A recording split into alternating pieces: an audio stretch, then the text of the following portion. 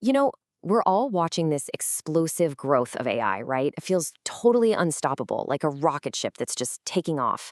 But what if that rocket ship suddenly slammed into a wall, and that wall was made of war?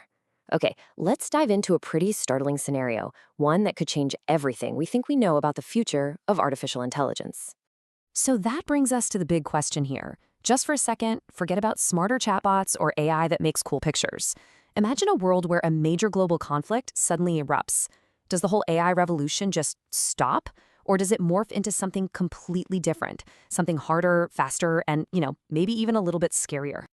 To make this real, let's paint a picture with a hypothetical timeline. So it's February 2026. A conflict kicks off between the US and Iran.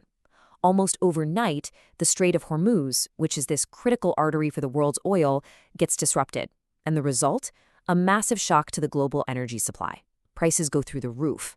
Now, this isn't just a news headline. It's the trigger that completely changes the game for AI. So what's the first domino to fall? Well, you might be surprised. It's the very thing that's been driving AI's growth. The entire industry, as we know it today, suddenly just slams on the brakes. And here's why. This reveals AI's secret weakness. It is incredibly thirsty for power. I mean, even before this hypothetical crisis, data centers were already on track to eat up a huge and growing slice of the US electric grid. The whole AI boom was built on one big assumption, that energy would be cheap and plentiful. And that assumption, it just got completely shattered. All of a sudden, the cost to train and run these gigantic AI models isn't just another expense, it's an existential threat. For companies like Microsoft, Google, Amazon, the price to just flick the switch on their massive data centers has skyrocketed. Training the next better version of ChatGPT or Gemini, it just became ridiculously, prohibitively expensive. And that's the immediate result right there. The whole era of just throwing more data and more computing power at a problem, making models bigger and bigger just to see what would happen, that's over. And it's not a choice, it's a harsh necessity. The brute force approach we've been seeing comes to a screeching halt. But this isn't the end of the story, it's a pivot. But here's the twist. While the commercial, fun, consumer side of AI hits a wall, another side, one that's been kind of operating in the shadows, is suddenly put on the fast track. The battlefield basically becomes the new AI laboratory. And this right here is the absolute core of the entire shift. All of that brainpower, all that money and investment, it doesn't just vanish. It gets redirected. The focus pivots away from making AI more creative or entertaining, and instead gets laser-focused on making it more strategic, more secure, and way more efficient. It's a fundamental move from the art studio straight into the war room. So these are the new priorities. Defense departments start pouring money into developing AI that can fly autonomous drones, that can wage cyber warfare, analyze battlefield intelligence in real time, and untangle the absolute nightmare of supplying a modern army. These aren't just cool research projects anymore. They're urgent national security imperatives. Now, this pivot does more than just change what AI is used for. It actually starts to alter the DNA of AI itself. Its very personality begins to shift. And this is where a new kind of hero enters the scene, the small language model, or SLM.